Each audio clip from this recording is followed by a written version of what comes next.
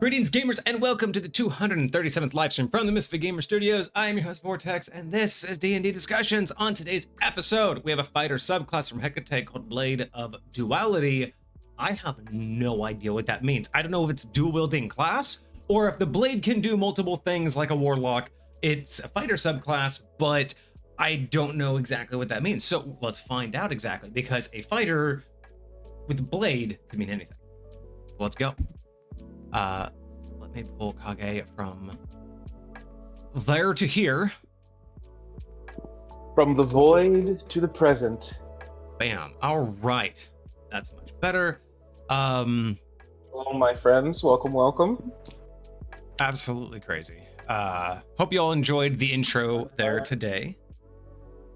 Yeah, I saw a cart fly off into the abyss mid Marble Run. I have switched around everybody, and then there was car just in the air. Wild. That was so crazy. But that was, yeah, I enjoy that. I think we'll do that during the countdown, since you and I, usually end up having discussions or getting prepped. So it'd be nice to just have that kind of run. It's valid. Very true. It's a lot better than just a 15-minute counter. But again, it's not the point is just to get everyone here and ready, not to be entertained for 15 minutes. I mean, if you can do a little bit of both, why not? Yes, you did pass Soul. Cart was ahead of you, but then just decided to do a swan dive immediately off the map. So you took third after a while, but you did take third. So amazing. The only update that I have right now is that I'm still trying to plan on doing the one-shot rivals beta testing this Friday. That's sure. That's the ultimate goal. But did a little bit of testing early. Yeah, did a little bit of the alpha test in the background before we go on Friday, and I do need to have a few things fixed. I don't know if we'll be able to get it done in time due to time and cost. So sure. I'm gonna try and work on that. If it doesn't get finished, we can at least showcase what we have as a sneak peek. We'll do like a sub-only stream, so anybody can watch, but only subs will at least be able to participate, and we can show off what we have, discuss the decisions that we made, how it's supposed to work. But if it does get working, then we'll do a sub-only where we can play an actual round with actual players, because it's so close. It's close. Yep. You could touch it. You could taste it. It's beautiful. Yeah, it's tangible, right? Like there are things that work extremely well, and then there are a few things that are just like, this isn't exactly what we need, but I think I found the solutions that we need to have to make them work. But I am excited to announce that at least we have a working product. I have a dashboard side. I have a working browser feed for stream. So what y'all will see is not what I see, which is great, but what I do in the background will feed that map. It'll also feed the players, which will have their own map, either on their own browser or via their phone, because it is going to be a web app. So we did make it work that way. The code system works, so creating an account, accessing the game with the code works, and character selection works. We have 6 characters in there, mostly working, but we do have 6 working characters. We do have the Misfit Gamer Studios alternatives to be IP safe at some point. Yeah, because I figure once we do some testing, internally, it's gonna definitely want. The more I think about it, the more I like. It's like, again, I remember that one dude that does the Naruto TTRPG, but it's like, how much of that really matters because it's all in Word, right? And it's but it's like, what the fact that we have images is the part that I'm kind of concerned about. Sure. And yeah. And again, it is some things it's like, again, doing one-to-one replication versus an inspiration. Like, I can make a different game, I can call it different stuff, and work similar. This is definitely different enough of a game, right? But doing one-to-one character names to character features, regardless if they work correctly, is like technically, yeah. It's not like NetEase owns the IP, and like I think that especially because of like Marvel's been around for so long, like there's no way these names aren't in the whatever you call it, the fair use thing, like the open. Oh no, well I mean, well, whatever, like again, us talking about it on stream is one thing, but the fact that this could become something that we could make money off of technically. I mean, we are affiliates, and if we do, Sure. you know, if we do in That's some way true. generate a profit off of it, it becomes a issue of copyright and trademark, which is why I'm okay testing it with something that's familiar, but having enough of it changed, because again, the game can be influenced by any game you want, right? I mean, you could make a tactical stealth game, modeled after Metal Gear, and it's like, okay, so the first place you infiltrate is a submarine, location. Like, oh, you can't harm me for that, right? But I can't call it, Metal Gear Solid. I can't call it, my main character Solid Snake. I can't do a bunch of other stuff. Whereas with this one, it's like, hey, I made a hobby. I made something. It's cute. It's fun. And like what you and me and Vixie did is totally fine. I made something. Again, everybody does that, right? I grabbed a picture online and I made my own thing with it. The difference is when we want to start saying, hey, come join us, come join our membership, so you can make a clan, right? And then be able to participate in tournaments and act like, if there's a point at which we directly, because even like, again, I even, jokingly said like doing a sub-only beta test, but technically by the very nature means I'm trying to profit off of it, because anybody could get, gift a sub or get a sub and then come in. So with that being said, it's one of those, I don't mind showing it off in the form that it is, but that's why what I love about it is there's a beautiful toggle button that at any point, even mid-game, I can click a button and everything changes to IP safe stuff. So I'm assuming that at the point of actually, like, we can show it off, we can show everybody what sounds familiar, like, hey, here are the characters that you would be most familiar with, like that have this most similar abilities based on what you know of the game. But when we actually play, especially if we lock it down to like subscribers only, that in turn I could just at that point flip the toggle, and now we're in safe mode. Because at the point of using it, at the point of bringing people, like, again, it's a, I'm not using it to market, I'm just using it to represent the IP. Yeah. No, I totally get that. It's a dumb wiggle room. It's a dumb wiggle room, but again, it's like we're not looking to sell this, right? It's not like, it's just more of what's going to help our brand. But at the point of MisfitGamersStudios, I mean, let's face it, we've been doing this for a long time. We most of it's been D&D, but we've talked about like spreading out into other stuff. So why not make our own game? And at that point, it's like, we're gamers, man. Yeah, so it's like at the point of which where I can use something that's familiar to me to build it and to make it more familiar.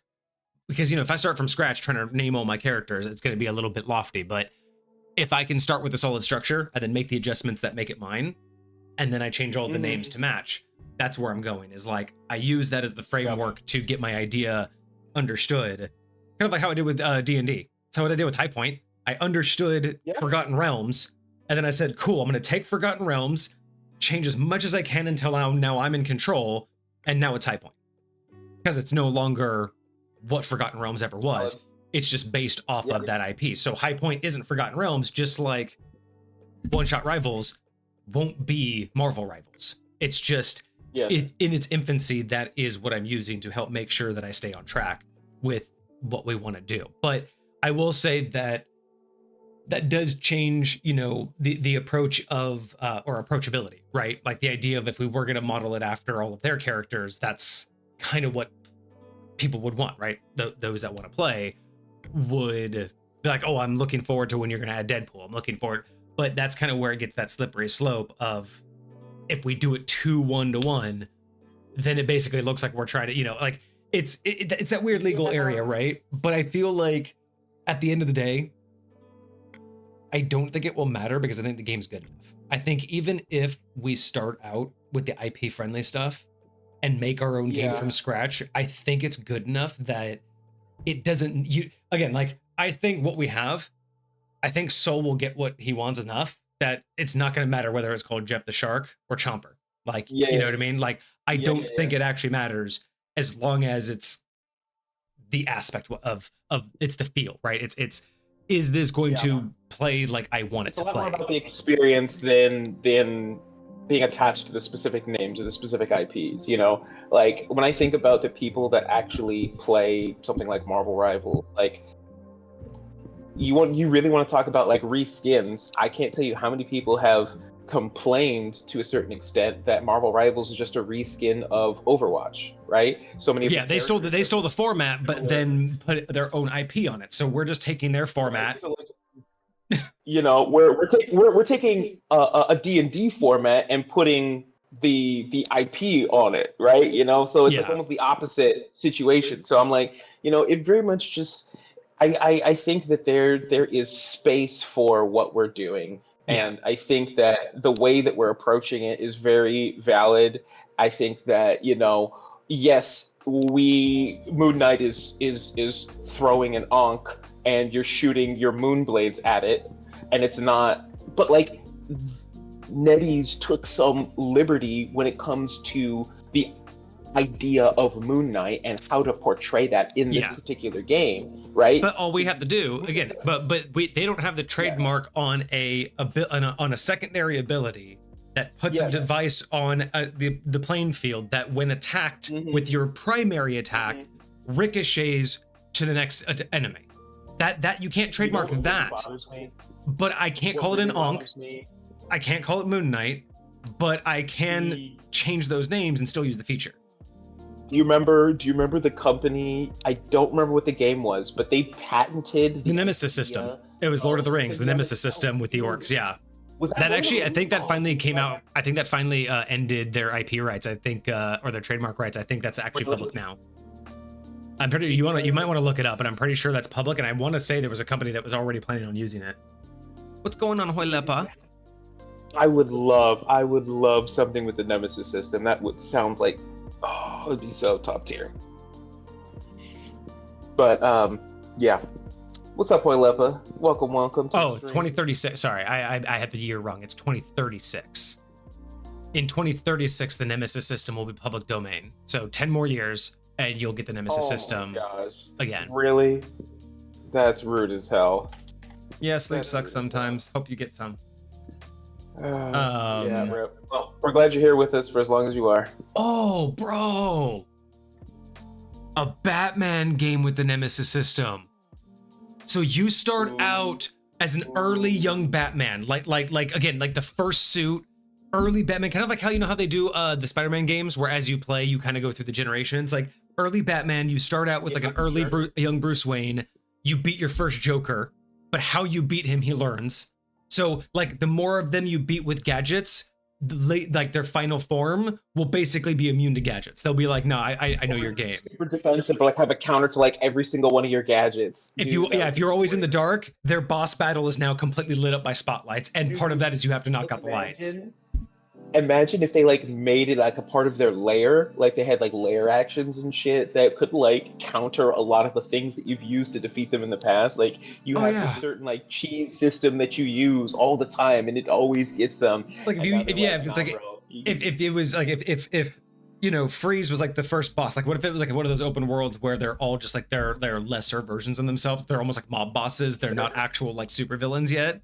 So every time you go and beat one, again, they learn from you. So what if like if Victor Freeze was the first one you built, and then you beat all of the lower bosses constantly with freeze weapons? When you go face Joker, his whole place is going to be hella hot, and he's just going to be like, "Nah, I heard about you. I knew what you were doing. Like you didn't even fight me yet, but it was so obvious that I knew what to do." Like so, like there's such a good niche for that.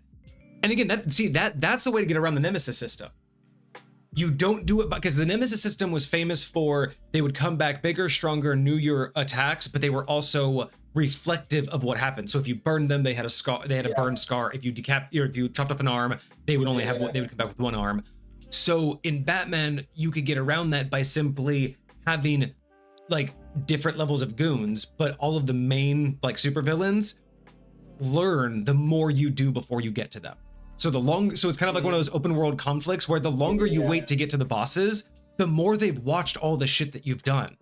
So it's kind of one of those games where you can go beat the bosses early, but again, you had to beat them like 3 times throughout the game. But the longer you take to beat them each time, the longer they've had to learn. So it's not I learned from when you beat me.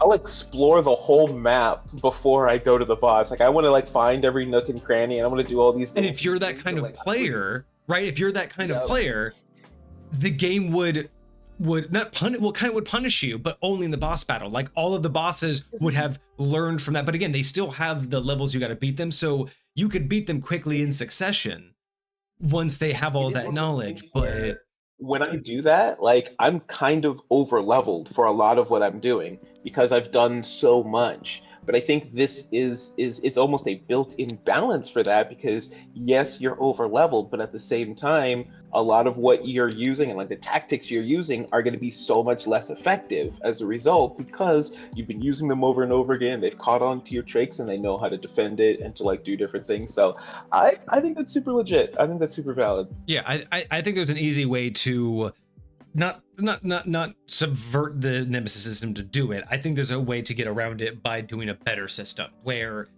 it's just that, where because so many games. Friendship. Woo! What up, Hekate? Thank you for the 21 months. You are 3 months away from another outline. 3 months away. Come on. But no, I especially something like Batman. I mean, you could do it with any kind of IP, but Batman would be so good because an open world Batman, and because I wouldn't want it to be fully like open world to like a GTA level or a GTA style, but I kind of like the idea that you could get into this semi-open world, and within it, again, you have a variety of like local thugs. You start out as a young Bruce Wayne, and as you go through the game, you age and the supervillains get more, right? And then you have like an idea where you have all the main supervillains, and to beat the game, you have to beat them 3 times. Like I'm just spitballing here, right? But instead of, again, they don't learn from when you they don't specifically learn from when you beat them like the Nemesis system, but they treat the world, again, they're trying to essentially, rank up. So they rank up with you, but the rest of the world, I guess, doesn't, is I guess a better way to put that, right? So the more you do, the stronger their first form's going to be, and then their second and their third, because again, the longer you wait to actually handle them, the harder, the more they'll know about you. But then there should also be incentive to not go after them right away, because otherwise, everyone's gonna be like, so I just beat the game and that's it. It's like, so again, there's gonna be things where it's like, well, you have to also level up. So it's gonna be that nice walking the line between you have to go level up to beat the boss, but you don't want to take too long, otherwise the boss becomes even harder, which makes you go level up again. Oh, to play the game in a bunch of different ways. So you can be like, hey, I want to run through it and see what it's like beating all the bosses out the gate. I can want to wait to see what it looks like to beat each boss in this particular order, making sure that this is the last boss that there's a bunch of different ways you can go about